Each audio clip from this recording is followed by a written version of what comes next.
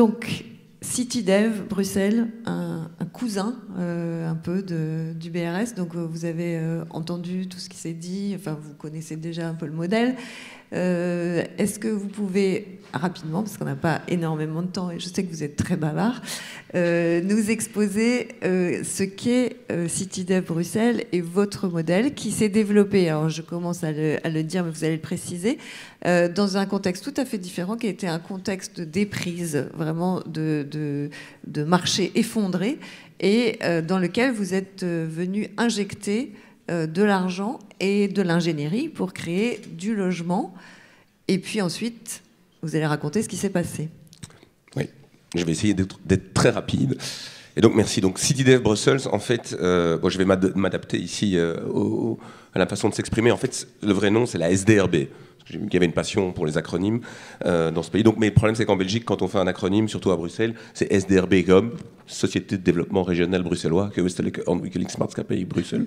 Et donc, c'est un peu long, donc on cherche d'autres noms. Mais donc, c'est une société qui existe, et vous me pardonnez de parler en belge, depuis 1974. Et donc, on peut avancer sur le slide. Et au départ, c'est pas du tout son job de faire du logement. C'est une décentralisation de l'État belge, qui à l'époque n'était même pas encore fédéral, pour essayer de donner des compétences locales pour attirer des entreprises industrielles sur l'ensemble des territoires de la Belgique, et qui fait un découpage qui est totalement politique, puisqu'il fait la Flandre, la Wallonie et Bruxelles, c'est-à-dire en fait une région aujourd'hui qui fait 19 municipalités, 1,3 million d'habitants, et qui a la particularité d'être bilingue. Par contre, c'est une ville, et donc l'industrie en ville, en fait, c'est quand même un peu compliqué, surtout à partir de 1974, ce qui est le point de départ de la désindustrialisation.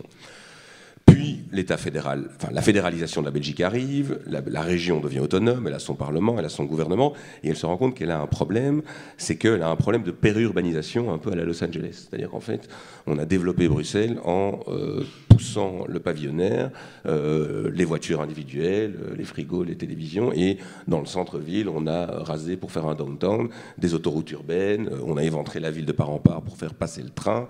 Voilà, on a des opérateurs de mobilité qui considèrent que la ville, en fait, le problème, c'est qu'il y a des habitants au milieu.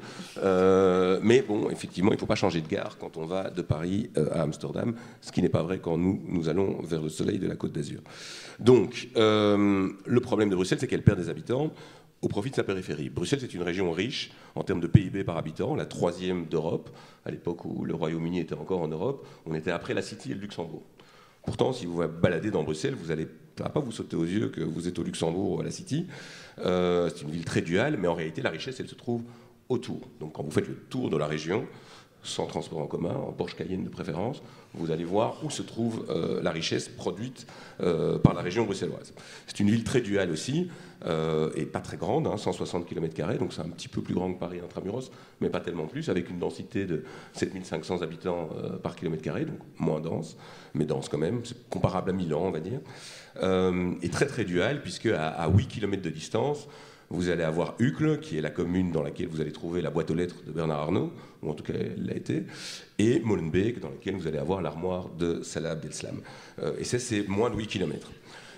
Mais donc ce problème, c'est que c'est une ville qui s'est désindustrialisée, avec une grande paupérisation, et qui, au tournant des années 80, fait face à cet exode urbain, et qui décide d'investir pour rénover les quartiers. Et à partir des années 80, elle développe ce programme de rénovation urbaine et elle le confie à cette société qui existe déjà, qui est la SDRB, qui deviendra donc CityDev plus tard, et avec un système de logement subventionné, conventionné. C'est-à-dire qu'en fait, on va rénover des quartiers avec du logement et quelque part payer une partie de ces logements aux acquéreurs qui acceptent de venir dans ces quartiers. Avec de l'argent public. Comment ? Avec de l'argent public et une appropriation de cet argent public par les particuliers, ce que le maire de Gennevilliers n'aurait probablement pas aimé, mais clairement. Mais des clauses antispéculatives, c'est-à-dire qu'on doit résider dans ces logements pendant une certaine durée. On peut passer au slide suivant, mais pour vous dire qu'aujourd'hui, CityDev, c'est des terrains industriels, plus ou moins 200 hectares. Ce qui est intéressant, c'est que ça ramène de l'argent aujourd'hui et que cet argent nous permet de financer une partie des subventions que nous accordons pour le logement. Donc voilà une entreprise qui est 100% publique, détenue par la région et les municipalités, co-gérée avec les partenaires sociaux, le syndicat et patronat, mais dont les recettes sont en partie réaffectées à des aides publiques d'accession au logement aujourd'hui. Mais donc, on a ces 200 hectares de terrain, mais la plupart de ces terrains restent des terrains industriels, et puis on acquiert des nouveaux terrains, ou bien on reconvertit certains de ces terrains pour y amener du logement. On a construit, depuis une trentaine d'années, environ 5000 logements, qui sont donc vendus avec subside. On peut passer au slide suivant. Pour vous dire que cette problématique, donc chez nous, elle s'appelle... Il faudrait la diapo suivante, oui. S'il vous plaît. Voilà, oui, c'est pour vous montrer la zone d'intervention privilégiée de CityDev Brussels. Donc, vous entendez parfois que Bruxelles, il y a la banlieue de Bruxelles, Molenbeek, Anderlecht. C'est pas la banlieue, c'est la ville. Hein, c'est dans la ville qu'on intervient. Et il y a un axe qui est un axe important depuis le Moyen Âge, qui était la Seine, notre Seine à nous, qui est devenue un canal, puisqu'elle a été voûtée.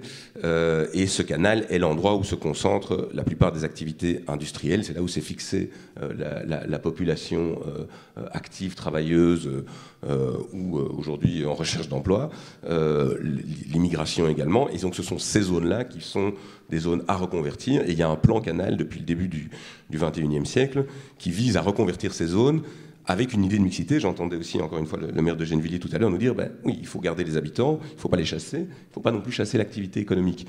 Dans une ville qui s'est tertiarisée avec une vitesse énorme, quasiment aussi vite que Paris, peut-être même plus vite proportionnellement, une ville beaucoup plus petite, mais très très très tertiaire, c'est la capitale de plein de trucs, de la Belgique, de la région bruxelloise, de l'OTAN, de l'Union européenne, que des trucs qui vont très bien.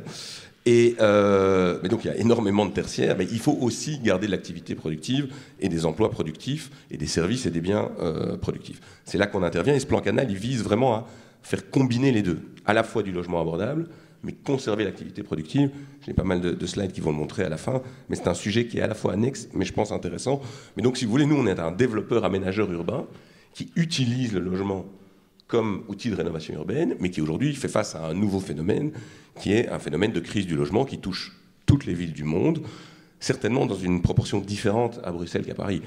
Quand j'ai commencé à CityDev il y a 10 ans, le prix au mètre carré à Bruxelles à l'achat, c'était 2000 € du mètre carré, en moyenne, avec des différences entre Molenbeek et Uccle, d'accord, mais c'était le prix moyen, c'est 2000 € du mètre carré. Donc on n'est pas tout à fait sur les mêmes problématiques. Un logement de chambre, chez nous, ça fait 100, 120 mètres carrés. Donc on n'est pas du tout sur les mêmes... Un logement de chambre, c'est un 3 pièces pour nous. Oh bon, je ne sais pas si vous comptez la cuisine, la salle de bain. Donc effectivement, on a des nomenclatures différentes. Mais c'est voilà. quand même grand 100 mètres carrés pour un 3 pièces, c'est grand. Même on est en train de se rendre compte que c'est un peu grand pour nous aussi. Mais donc aujourd'hui, la politique, elle doit évoluer chez nous pour devenir effectivement une aide à l'accession à la propriété. Mais dans un premier temps, cette accession à la propriété avait été conçue comme un outil de rénovation urbaine. Permettre de construire du bâti de qualité, rénover les quartiers et amener des propriétaires occupants, et aussi avoir un mécanisme antispéculatif. Mais l'idée d'avoir du propriétaire occupant comme outil de régénération du tissu urbain, si vous voulez, on est plus proche des zones extrêmement détendues qui existent, qui offrent des logements pour un euro symbolique, pour ramener des habitants et redévelopper un tissu socio-économique. C'était plus ça la démarche. Aujourd'hui, ça a changé, parce que Bruxelles a eu une augmentation de population entre le début des années 2000, où elle est repassée à 1 million d'habitants. En gros, de 1950 à 2000, elle perd 50 000 habitants. Elle arrive à 1 million d'habitants en 2004, 2005. Et aujourd'hui, on est à 1 300 000 habitants. C'est quand même 300 000 habitants en 20 ans, c'est beaucoup pour une ville comme Bruxelles. Et des prix qui ont augmenté ? Alors aujourd'hui, les prix, on est plus... Alors effectivement, il y a eu la succession des crises énergétiques, matériaux, approvisionnement des matériaux, taux d'intérêt, foncier qui s'est raréfié, non-artificialisation des sols. Si on combine tout ça, aujourd'hui on est plutôt à 4 000, 4 500 € du mètre carré. Donc, ce qui est énorme, si je vous dis qu'on venait de 2000 il y a 10 ans. Alors si on passe au slide suivant, voilà, ça illustre un peu la problématique. Vous voyez l'image en haut à gauche, c'est l'ancienne Troë du métro à Molenbeek. Donc voilà le type de logement qu'on faisait. C'était vraiment une opération de régénération urbaine. Aujourd'hui, on est vraiment face à cette crise du logement. Et une des idées de CityDev depuis l'origine, c'était de dire, puisqu'on met un subside qui correspond à 1/3 de la valeur du logement, ce subside, il ne doit pas aller uniquement dans la poche de l'acquéreur, il doit aller à la collectivité. C'est pour ça qu'on a toujours été pionnier en termes de qualité du logement, notamment sur le plan environnemental. On construit 100% de logements passifs depuis 2009, donc ça fait un bout de temps. C'est devenu d'ailleurs la norme obligatoire à Bruxelles en 2015. Souvent, on sert de banc d'essai pour fixer les normes qui seront les normes légales à l'échelle de la région. Donc c'est une norme environnementale qui finalement est extrêmement bénéfique pour la collectivité parce qu'elle l'est pour l'environnement, mais elle l'est aussi pour le propriétaire dont la propriété va se valoriser de plus en plus grâce à cette spécificité, normalement. Alors c'est très vrai pour les logements passifs, parce que l'isolation, effectivement, c'est une bonne affaire pour le propriétaire occupant en termes de... En plus, il paye moins d'énergie, etc. D'énergie, c'est un petit peu moins vrai quand on est aujourd'hui, on fait un gros effort sur la circularité, le réemploi, les matériaux biosourcés. On ne peut pas vraiment dire que ça augmente la valeur du logement proprement dit. Par contre, c'est certainement bon pour la collectivité. Mais donc les coûts induits par ces processus qui ne sont pas encore totalement industrialisés, qui coûtent cher, ce sont des bénéfices qui sont plus collectifs qu'individuel. Toujours est-il qu'aujourd'hui, effectivement, cette idée que... Alors, si on passe au slide suivant, on va voir le modèle. Donc le modèle, c'est qu'on s'adresse exclusivement à des primo-occupants, quasiment. Si vous êtes propriétaire d'un logement, vous êtes obligé de le revendre dans un délai de 6 mois. Donc, dans les cas où ça arrive, il y a une dérogation possible. Mais voilà, on est uniquement sur des propriétaires occupants, des primo-occupants. On est sur des ménages qui étaient jeunes, mais qui deviennent de moins en moins jeunes. Ça, on suit la courbe. Et quand vous voyez les plafonds de revenus, vous pouvez mettre la dia suivante, vous voyez qu'on est assez généreux aussi sur les plafonds, puisque une famille avec 2 enfants, on monte à 83 000 € bruts par ménage. Donc, par rapport aux revenus de la population bruxelloise, ça couvre une part très importante de la population, sauf évidemment qu'on produit 200 logements par an. Donc, beaucoup de gens sont dans les conditions, mais peu de gens y ont accès dans les faits. Et surtout, dans les faits, quand on regarde les chiffres, on se rend compte que le revenu médian et le revenu moyen des gens qui achètent chez nous se situent sur ces dernières années autour de 30 000 €. Donc on est plutôt très très en dessous des plafonds, puisque c'est une problématique. Et 2 tiers des personnes qui rentrent chez nous, qui acquièrent avec nous des logements, sont dans les conditions pour bénéficier d'un logement social. Le système du logement social, il est aussi différent à Bruxelles. De ce que je comprends, nous, on a beaucoup moins de logements sociaux, on en a entre 15 et 20%, mais c'est uniquement ce que vous appelez du PLAI, c'est ça? Donc c'est vraiment... très social. Très, très social. Mais ça veut dire qu'il y a un gap, malheureusement, important entre le marché libre et le très, très social, où là aussi, la demande excède très, très, très, très, très largement l'offre. Le mécanisme anti-spéculatif chez nous, c'est que vous devez résider dans ce logement pendant 20 ans. En théorie, minimum 5 ans, ça c'est sûr. Et puis, bon, au début c'était 10 ans. Je pense que même quand le mécanisme a été lancé, on permettait à des investisseurs d'acheter, puisque vraiment le but c'était de relancer une dynamique résidentielle dans la région. Aujourd'hui, plus d'investisseurs, minimum 5 ans. Et puis, si votre vie évolue pendant les 20 ans, ce que je vous souhaite, si vous achetez un logement, une chambre à 25 ans, peut-être que votre vie va changer. Pareil, si vous avez des enfants, peut-être qu'ils vont partir. Enfin voilà, forcément, il y a des possibilités de revente et de location, mais alors avec des prix plafonnés pour la location et également pour la revente. Par contre, après 20 ans, vous empochez le subside de départ, qui tourne autour de 100 000 € quand même par ménage, c'est pas mal. Le coup de sacoche, c'est ça qu'on dit en belge. C'est le coup de sacoche, voilà. Et la plus-value, qui sera d'autant plus importante que comme vous faites l'objet d'une opération de rénovation urbaine, il y a pas mal de chances que dans votre quartier, la valeur du logement est augmentée. Mais ça n'a pas tellement déterminé le coût de départ, puisque nous, c'est un subside sur le coût de revient. D'accord. Voilà. Juste, on va faire une pause là. Et je me tourne vers Cécile pour une réaction par rapport à ce modèle qui est un modèle quand même très différent, même si c'est un cousin, puisque là, il n'y a pas de sortie pour toujours, en fait, du modèle spéculatif. À un moment, on revient à une revente, à une plus-value, et puis finalement, le logement retourne dans le marché, dans le droit commun, quoi. Oui, de toute façon, le fait qu'il y ait un retour à la plus-value, c'est ce qui a amené de la création du BRS en France. C'est le constat que vous faites aujourd'hui que depuis des années, il y a des politiques publiques qui sont mises en place, il y a beaucoup d'argent public qui est investi pour produire une offre de logement abordable, qu'elle soit locative ou en accession à la propriété. Bon, pour le locatif social, en France, c'est extrêmement tenu, encadré, contrôlé. Et donc, même si on a aujourd'hui beaucoup de questions, et il y avait encore un article récemment dans Le Monde sur le fait qu'il y ait une demande qui explose et une rotation dans le parc qui ne permettent plus du tout de répondre à la demande, de fait, c'est quand même tenu et contenu. Et l'investissement sur le logement de départ va bénéficier à plusieurs familles les unes après les autres, même si ça dure de plus en plus longtemps à chaque fois.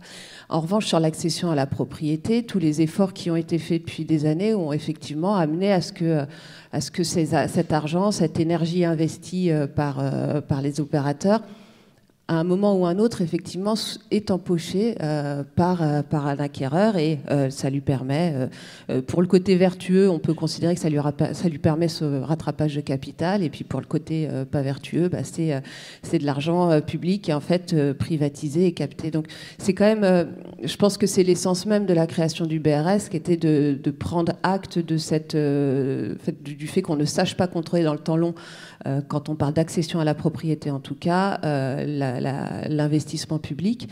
Mais ce que je trouve intéressant dans le modèle, et je pense qu'en France aussi, mais on sent que CityDev aussi injecte énormément d'ambition sur la qualité, sur la performance, et peut-être, alors nous aussi on a beaucoup conditionné toutes les aides publiques, mais il faudrait, je suis pas juge sur le sujet, mais savoir si ça a eu les mêmes causes ont eu les mêmes effets, et c'est pas forcément certain. Donc voilà, en première réaction. Merci. Là vous êtes on a parlé toute la matinée du BRS, etc. Et vous, est-ce que vous interrogez aujourd'hui sur la manière d'éviter que ces fonds publics finalement rejoignent un ruisseau, plutôt un fleuve de fonds privés et échappent au bénéfice de la collectivité, et du coup, est-ce que vous êtes en train de modifier ce modèle? Est-ce que vous regardez le BRS français pour savoir comment vous pourriez vous en inspirer? Alors absolument. Je ne sais pas si c'est le BRS français qui a servi de matrice d'inspiration, mais certainement dans le droit romain de l'amphithéose, on est allé chercher l'idée du démembrement du droit de propriété. Et donc on est en train de produire pour la première fois des logements sous un nouveau système qui permet deux choses, et on peut mettre le slide suivant. Effectivement, c'est d'éviter, d'allonger le temps en fait de conventionnement du logement, puisqu'aujourd'hui, en fait, on considère que le retour sur investissement de la collectivité, il a une durée de 20 ans. Pendant 20 ans, notre logement, il est accessible, soit à celui qui l'a acquis, soit éventuellement s'il le met en location aux conditions plafonnées ou qu'il le revend aux mêmes conditions. Mais c'est d'essayer de dépasser cette durée-là, avec un droit d'amphithéose sur une durée, je vais encore parler en belge, qui peut aller jusqu'à 99 ans, donc 59 ans renouvelables une fois, 49 ans, avec l'idée que, une fois que les 20 ans sont terminés et que le conventionnement est terminé, en fait le canon, premier élément évidemment, on conserverait le foncier dans le giron du public, donc celui de CityDev, ce qui permet aussi de diminuer le prix d'acquisition, parce qu'en fait on commence à avoir du mal à faire des logements qui sortent et qui restent dans les plafonds qui nous sont imposés par le gouvernement bruxellois. Ça nous permet aussi d'aller dans d'autres zones que simplement les zones compliquées à revitaliser, mais d'aller dans d'autres zones qui sont par contre extrêmement demandées, mais où le foncier est beaucoup trop cher. Et donc ça permet d'amener de la mixité sociale dans l'autre sens, dans des quartiers qui sont autrement réservés à ceux qui peuvent payer les prix du marché. Et puis, l'idée, c'est que la rémunération du canon va être de 1% de la valeur vénale du foncier pendant la durée du conventionnement. Et si on continue à respecter les règles du conventionnement, il va rester à 1%. Si par contre, on remet le logement sur le marché libre, ça va être rémunéré à 4%. Ce qui nous permet, nous, de récupérer l'investissement de départ dans l'acquisition du foncier, qui reste à nous, et ou d'être un incitant, dans l'autre sens, à conserver les caractéristiques du logement abordable. À la fin de la période de l'amphithéose, il y a alors la possibilité de redevenir propriétaire pour les pouvoirs publics du logement, avec un mécanisme d'indemnisation quand même, pour qu'il y ait un intérêt à continuer à entretenir son logement. Comment ça se passera ? Je ne sais pas, et je crois que je ne le saurai jamais, vu les durées, mais c'est le pari qui est fait sur ce système. Ce qui est intéressant quand on en a discuté chez nous, c'est qu'il y avait vraiment deux grands axes de préoccupation. Réussir à faire baisser le coût de sortie des logements neufs au départ. C'était vraiment important. Via le démembrement. Via le démembrement, en enlevant le foncier, et donc d'intervenir dans ces quartiers plus huppés. Mais il y avait l'autre qui était celui de la conservation de la maîtrise foncière par les pouvoirs publics. Et c'est un mécanisme que nous, on connaît bien, parce qu'en fait, c'est celui qu'on pratique depuis l'origine sur nos terrains industriels. Nous, on ne les vend pas, on les viabilise, et puis on fait des amphithéoses avec les entreprises qui y viennent. Donc, c'est cette idée quand même qu'on a une meilleure maîtrise du foncier en étant très foncier, même si elle est relative, et qu'on peut mieux présider à l'avenir du territoire, ça rejoint notre préoccupation première. Et c'est vrai que la qualité des logements et la qualité des quartiers et l'échelle à laquelle on travaille aujourd'hui, c'est pas simplement une échelle du logement.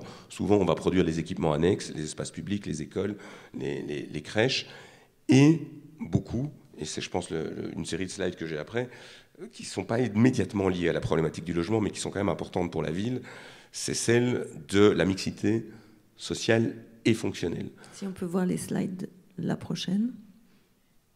Voilà. Donc ça, ce sont les projets qu'on a fait, donc, où on a fait cohabiter.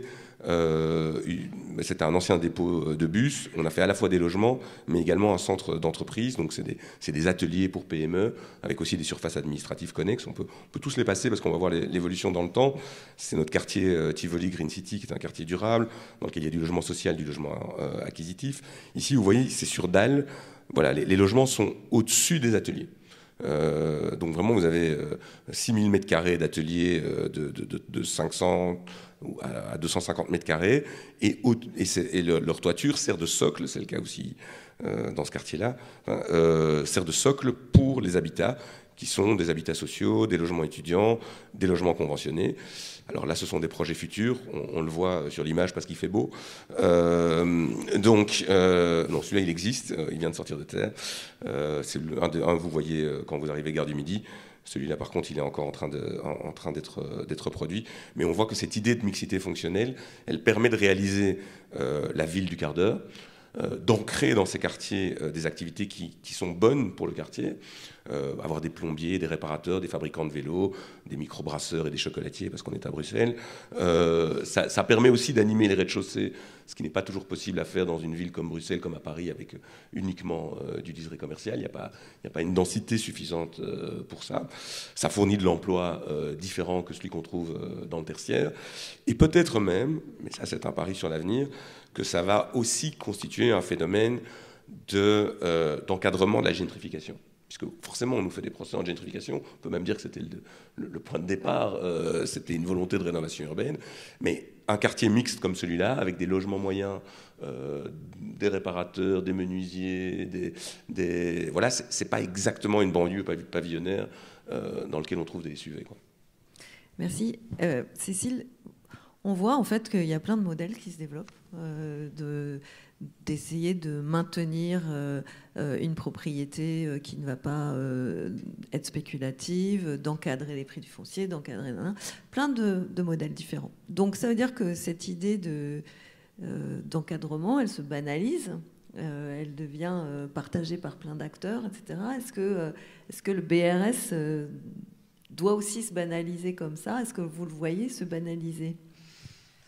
C'est un peu le mot. C'était aussi un des mots qui était sur la table ronde tout à l'heure, la question de la banalisation ou pas du BRS, et en fonction de quel point de vue on le regarde, je pense que la réponse est soit non, soit oui. C'est-à-dire que est-ce que le BRS est banalisé du point de vue des acquéreurs? Non. Je pense qu'aujourd'hui on a encore besoin de travailler. Mais ce serait bien. Ce serait bien qu'il soit connu, qu'il soit compris, et qu'il ne crée pas de... Voilà, que quand un ménage est confronté ou qu'on lui propose une offre de logement en BRS, qu'il ne soit pas face à... Voilà, qu'il ne plonge pas dans une abîme de perplexité parce qu'il ne sait pas de quoi on parle. Et donc ça, c'est un travail à faire, de diffuser, de faire connaître et de faire accrocher à cette idée d'une propriété alternative. On avait parlé post-propriété, propriété dégradée ou propriété amplifiée. En tout cas, une propriété différente et une propriété avec une promesse d'usage et de bénéfice immédiat, comme tu le disais tout à l'heure, plutôt qu'une propriété un peu de bénéfice à venir. Donc, je pense qu'il faut qu'on travaille sur cette banalisation, en tout cas cette diffusion du produit, du dispositif BRS vers le grand public. En revanche, on peut regarder aussi la question de la banalisation du point de vue des acteurs et des opérateurs, et donc des personnes qui sont ici dans cette salle, et de est-ce que pour nous, le BRS est en train de se banaliser, comme le disait quelqu'un tout à l'heure, un produit logement parmi tant d'autres, un produit dans une programmation parmi tant d'autres. Et là, moi, j'ai vraiment envie d'être en appel à une alerte collective et à une conscience collective de ce risque de banalisation, parce que on a à la fois besoin de le diffuser, on identifie, on sait que le BRS répond à des besoins et que ces besoins ne sont pas couverts, donc il y a besoin d'aller plus loin et de continuer de produire du BRS pour répondre aux attentes et aux souhaits de parcours résidentiel, d'accession à la propriété d'un certain nombre de Français. Mais en revanche, un produit comme les autres, un produit dans une programmation parmi tant d'autres, là, pour le coup, les mêmes causes vont produire les mêmes effets. C'est-à-dire qu'on va être comme la VFA HLM, comme le LLI, ça va être un produit auquel on pense en se disant qu'il y a une plus-value sociale, un intérêt, et demain, ce sera un produit d'équilibre économique de bilan, et ça, c'est pas possible, parce qu'on vient sur un risque de déconnecter l'offre qu'on produit, en termes de qualité, en termes de produits, en termes de territoire, avec le besoin auquel il est censé répondre. Et donc la question de... Laurent Bresson parlait du contrôle tout à l'heure, de vérifier finalement qu'est-ce qu'on produit, qui occupe ces logements. En fait, c'est aussi un rôle et c'est une responsabilité de l'ensemble des prescripteurs. Et donc, je pense... beaucoup entre les mains des collectivités territoriales, d'avoir une vision de ce produit-là, une lecture de ce dispositif BRS, et de lui donner un sens et d'être capable de aussi répondre à tous les opérateurs qui viennent et qui s'intéressent au BRS pour qu'ils s'y intéressent pour les bonnes raisons. Donc ça, moi, c'est ma vigilance, et en tout cas, c'est le point d'alerte qui m'est venu vraiment clairement à l'esprit tout à l'heure en écoutant la table ronde. Et donc ça veut dire... réserver quelque part ces prérogatives aux acteurs du logement social et aux collectivités? Ah bah toujours, mais c'est peut-être pas complètement suffisant comme réponse. Je pense qu'avoir des acteurs à but non lucratif qui travaillent sur un produit à but non lucratif, ça fait globalement sens. Hein. On est à peu près jusque-là, on est dans une forme de cohérence qu'on comprend tous. Le réserver, j'en sais rien. En tout cas, encore une fois, je revois à ce que disait Laurent Bresson tout à l'heure en parlant des OFL ou du BRS intermédiaire ou libre. Avoir des organismes de foncier solidaire qui sont des personnes morales conscientes de leurs responsabilités, du poids de ce qu'elles font, conscientes de la responsabilité qu'elles vont avoir dans le temps long vis-à-vis des ménages qui vont acheter. Je pense que avoir cet interlocuteur qui est pas juste un empêcheur de tourner en rond, ou quelqu'un qui va gêner les discussions et la sortie des programmes, mais qui va rester attentif et en veille sur l'intérêt général et l'utilité sociale de ce qu'on fait, je pense que c'est important. Donc, est-ce que ça doit être réservé aux organismes HLM? Moi, j'aurais toujours tendance à dire oui. Est-ce que la réalité va être que ça ne sera pas réservé durablement aux organismes HLM? Je pense aussi que oui. Et donc, en fait, garder des figures qui sont les organismes de foncier solidaire, leur reconnaître leur spécificité, leur rôle, leur mission, leur expertise, et ne pas essayer de les évincer, ne pas essayer d'en faire juste une espèce de passager de l'opération qui va en gros signer un foncier pour ensuite re-signer un BRS. Je pense que ça, c'est important, et si on ne se le rappelle pas aujourd'hui, dans quelques années, en fait, ce sera déjà regardé dans le rétro et on se dira « Ah bah c'est dommage, on l'a pas fait il y a quelques années à un moment de tournant ». Et je pense qu'on n'est quand même pas très loin de ce moment de tournant. Merci. Votre réaction par rapport à cette inquiétude, vous, CityDev, il n'y a que vous qui faites ça ou il y a d'autres opérateurs ? Non, on est les seuls. On commence à être interrogé par d'autres régions belges et parfois même en dehors de la Belgique, parce qu'effectivement, bon, la crise du logement, la cherté du logement, la sécurité d'habitat, en fait, hein, finalement, cette question-là est un phénomène qui malheureusement s'amplifie à travers toutes les villes du monde. Et je pense que moi, je pense que la crise climatique et la crise du logement vont nous occuper pour les 40 ans qui viennent, et qu'elles se renforcent l'une l'autre. Hein. Les coûts de construction, la disponibilité des terrains vont faire en sorte que la faculté d'habiter est de plus en plus difficile. L'immigration interne, externe. Effectivement. Et donc, je pense, voilà, je ne sais pas si on a le même bon sens paysan en Belgique qu'en France, mais effectivement, cette idée qu'on construisait pour se constituer un pilier de pension pour le transmettre aux générations futures est en train de disparaître par rapport à la sécurité de, voilà, moi je veux être certain que j'ai un toit sur ma tête, que la part des des dépenses de mon ménage qui est consacrée reste plus ou moins constante sur la durée de mon existence.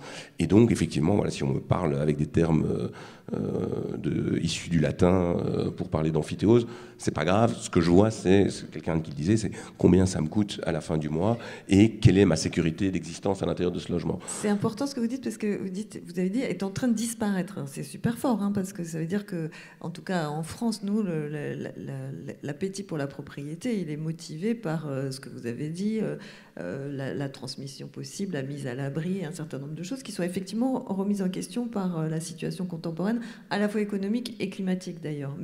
Mais donc vous avez l'impression que c'est un mouvement fort et profond? Je pense, et je pense qu'en Belgique, on le ressent d'autant plus fort qu'il n'était pas là jusque-là. Nous n'avons pas vraiment connu de crise du logement dans l'après-guerre, et elle arrive seulement maintenant. Quand je vous ai donné les prix du mètre carré à Bruxelles il y a 10 ans, sachant que les salaires à Bruxelles ne sont pas équivalents à ceux de Paris, mais enfin ils ne sont pas si éloignés. Voilà, c'est 2000 € du mètre carré, je pense que pour un francilien, c'est un peu de la science-fiction. Quand vous nous donnez les prix du mètre carré à Bruxelles aujourd'hui, on est encore admiratif. 4 500 € globalement, c'est ce qu'on est en train de faire en BRS. Voilà. Et nous, on les sort à 2200. Hein.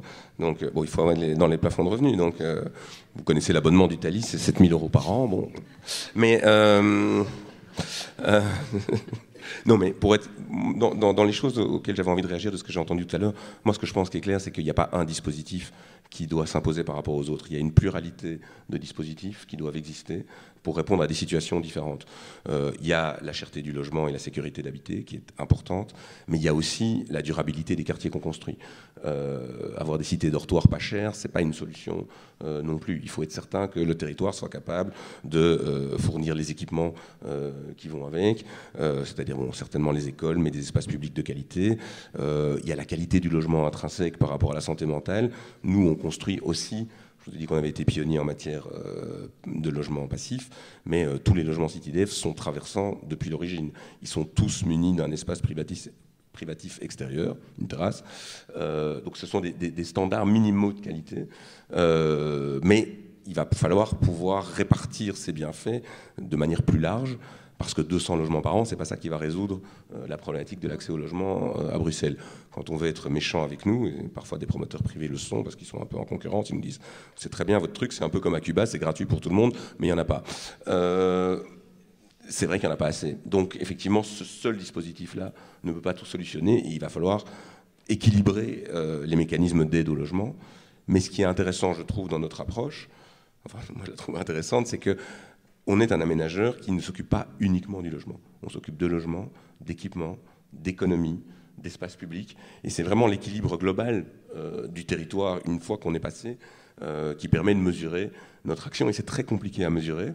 Est-ce que vraiment ça a été utile? Est-ce que vraiment les gens qui y habitent ont des comportements qui sont responsables sur le plan environnemental?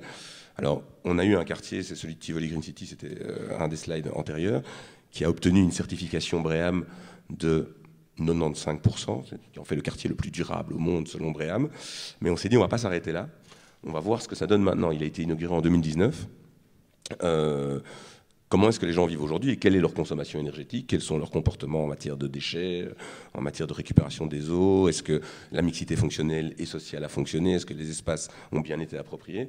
Et donc on a commandé une étude, et c'est l'école urbaine de Sciences Po Paris qui a remporté le marché pour cette étude, et je viens la présenter en avril, donc pas loin d'ici, pour voir si effectivement les prémices de ce qu'on avait conçu fonctionnent, et pouvoir construire de futurs quartiers qui répondent à ces enjeux-là, de mixité fonctionnelle et sociale. Merci. Cécile, il y a eu une tentative, alors je ne sais pas très bien où ça en est sur le plan réglementaire, mais le BRS activité, ça existe aussi. Et ça permet de faire normalement de la mixité fonctionnelle. Ça existe vraiment ?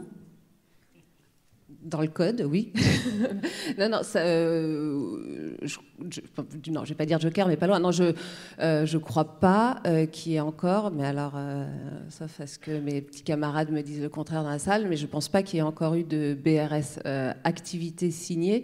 En revanche, qu'il y ait un intérêt pour le dispositif et que ce soit effectivement quelque chose qui nous permet, parce que de toute façon, on produit massivement des opérations avec des rez-de-chaussée actifs. Donc la question de est-ce que ce rez-de-chaussée, on le sort du dispositif de démembrement ou est-ce qu'on le laisse dans le dispositif de démembrement, si on pouvait le dépasser, ce serait très bien. En revanche, il va falloir qu'on rende le BRSA plus opérationnel en élargissant et en permettant quand même aux OFS d'avoir une gestion qui les mette pas trop en risque. C'est-à-dire qu'il faut quand même qu'on puisse s'adresser à un public d'entreprise un peu plus large, sans forcément que ce soit pour tout le monde, mais les contraintes qu'on met sur le logement et sur les revenus des ménages et sur peut peut-être être difficile à complètement transcrire vis-à-vis des entreprises. Donc je pense que on a au niveau de Foncier Solidaire France, en tout cas, qui est le réseau des organismes de foncier solidaire, un intérêt sur le sujet. Il y a un groupe de travail qui s'engage. Je crois qu'on a aussi une réflexion à l'échelle nationale avec la DHUP sur ce sujet. Donc la question de rendre opérationnel le BRS activité, elle est complètement posée et je pense que tout le monde est plutôt à l'œuvre pour écrire les ajustements nécessaires à diffuser cette nouvelle offre-là. Oui. Merci. Voilà, le temps est passé aussi. Mais juste parce que je pense que vous avez quand même beaucoup de choses à vous dire et donc peut-être une question chacun a posée à l'autre que je n'ai pas posée, il y en a plein.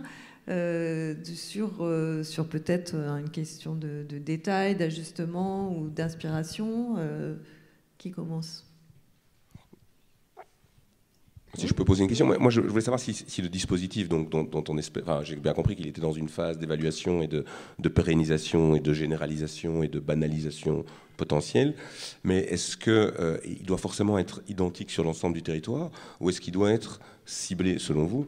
C'est ça que je me demandais sur certains types de territoires détendus ou plutôt tendus. Est-ce qu'on doit viser des zones particulières? J'entendais quand même le maire de Gennevilliers parler de la nécessité donc de pas chasser les habitants, mais pas non plus l'activité économique. Et donc, est-ce que ce dispositif vous apparaît comme plus pertinent par rapport à certains types de territoires, ou bien est-ce qu'il n'y a pas a priori de territoire qui est plus à même de le recevoir? Je pense que c'est des choses qui ont été évoquées un peu en première table ronde. Dès qu'on commence à exclure des territoires, ça crée toujours un peu de levée de bouclier parce que, en gros, on ne sait jamais des fois que, et puis les territoires ont tous des particularités qui fait que voilà, celui-là pourrait accueillir du BRS alors que un territoire qui serait, nous, on aime bien les zonages, hein, on a une politique publique, on a des zones, on est dedans, on est dehors. Donc c'est tout le sujet en fait de la question des zonages et qui fait qu'aujourd'hui le BRS, il est légalement. Il exclut aucun territoire. On est quand même très conditionné à des accompagnements financiers, notamment de la Caisse des dépôts, qui, elle, en revanche, a des règles, a des priorités. Donc, il fait que, de facto, on va être moins capable de se développer sur certains territoires. La réalité, c'est que le BRS, c'est très performant et très pertinent quand il y a de l'exclusion du marché de l'accès à la propriété. Christian Chevet, il évoquait tout à l'heure, le BRS, il pourrait aussi être très performant, très pertinent sur d'autres types de dispositifs, de type coprodégradé, de type transformation de bâtis anciens, enfin rénovation. Et là, est-ce qu'on peut dépasser la question de la zone tendue et de la zone détendue pour retrouver de la pertinence pour le BRS dans ces territoires qui, comme ça, a priori, semblent moins évidents? Je pense qu'on n'a pas fini d'explorer en fait ces potentialités, pour reprendre un mot un peu pompeux, mais voilà, c'est difficile de dire oui, non, en fait. C'est a priori, comme ça, on se dit que c'est les zones tendues qui sont les plus intéressantes. Ça n'exclut pas qu'on puisse identifier sur certains territoires qui ont des besoins d'aussi anticiper, parce que c'est ces sujets d'anticipation, donc anticiper les évolutions futures des prix, proposer du BRS, mais en sachant tous collectivement que pour les premiers acquéreurs, on va avoir un besoin d'un accompagnement renforcé, parce que si on n'arrive pas à proposer un produit avec un prix qui soit cohérent par rapport au prix du marché, qui soit attractif par rapport au prix des marchés, pendant quelques années, il va falloir tenir, quoi. Alors moi j'avais peut-être la question que je pourrais renvoyer, c'est vraiment sur ce sujet de la. Moi je trouve très intéressant ce sujet de la qualité, du rôle de prescripteur. Et finalement, est-ce que le rôle de prescripteur sur la qualité de CityDev Bruxelles tient au fait qu'il y ait de l'argent public et il y ait la collectivité derrière, et est-ce que finalement c'est ça la voie vers laquelle, si on veut être beaucoup plus prescripteur, si les OFS voulaient être prescripteurs, est-ce que leur seule possibilité c'est d'être adossé à une collectivité, ou est-ce que voilà, moi c'est peut-être une question autour de cette notion de prescription sur la qualité qui m'intéresserait. Oui, mais moi je pense que ça, j'entendais effectivement l'intérêt de l'expérimentation. Nous, je pense qu'on expérimente. On expérimente sur la mixité fonctionnelle, on espère qu'on ne se trompe pas trop, mais effectivement, le fait d'utiliser de l'argent public nous donne une légitimité pour essayer de chercher des solutions. Donc on expérimente un petit peu sur nos acquéreurs de logements ou sur nos locataires d'ateliers, mais effectivement, je pense que c'est l'utilisation de l'argent du contribuable qui nous autorise à rechercher des solutions nouvelles et à faire des expérimentations d'intérêt général à l'échelle de la ville. Et c'est très compliqué de le faire autrement, surtout dans la période actuelle. Bon, nous, on travaille avec des marchés publics, donc on travaille avec le secteur privé. C'est le secteur privé qui construit pour nous. Il y a quelques Français d'ailleurs. FH est assez actif à Bruxelles, pour ne pas les citer. Mais j'imagine mal que d'initiatives, vu leur modèle, ils aient la capacité de faire de la recherche autre que simplement maximiser la cellule qui se trouve en bas à droite de leur tableur Excel. C'est comme ça que ça fonctionne, quoi. Donc je pense vraiment que c'est la clé. Et elle passe par un subside public. Et j'aimais bien, moi aussi, la présentation qui a été faite sur voilà, où sont les aides et où sont les recettes.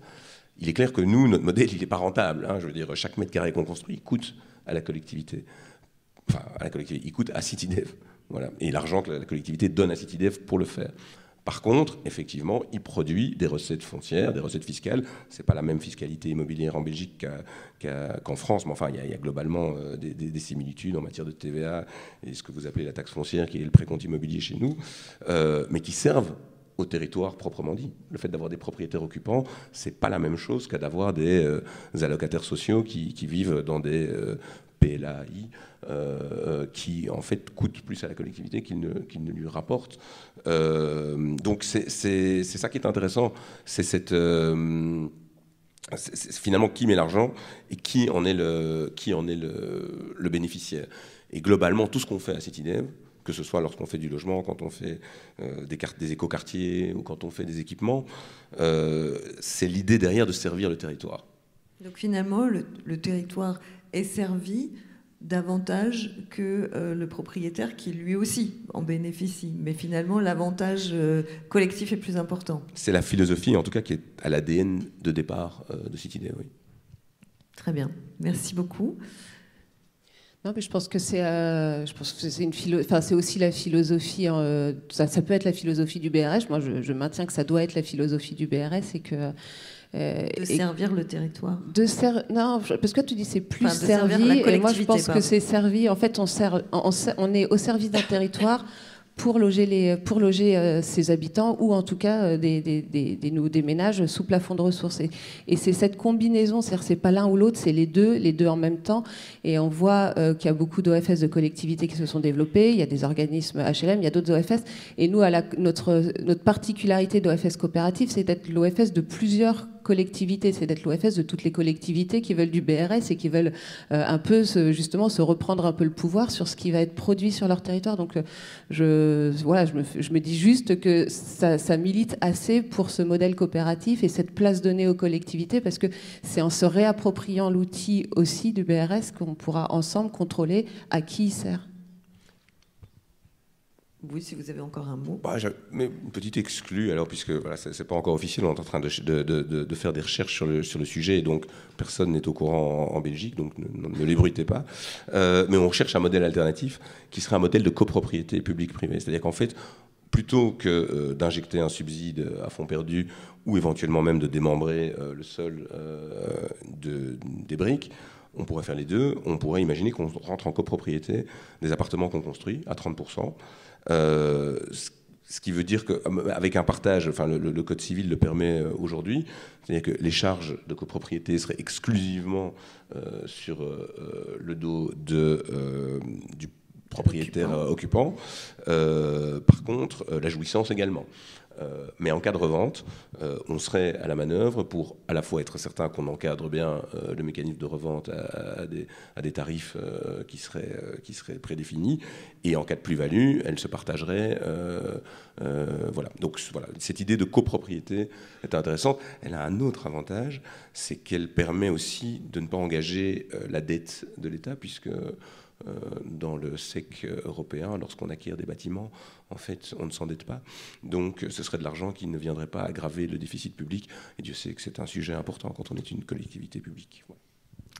Merci beaucoup. Ça souligne en fait, l'ingénierie qui est nécessaire aussi à inventer des nouveaux modèles. Et en fait, c'est ce qu'il va falloir faire, inventer ces nouveaux modèles, parce qu'on arrive à un modèle d'essoufflement du financement du logement comme il était aujourd'hui, jusqu'à aujourd'hui en tout cas en France, apparemment en Belgique aussi. Donc voilà, ça laisse d'autres matinées de réflexion. Et celle-ci va se clore maintenant. Merci beaucoup et merci de votre attention.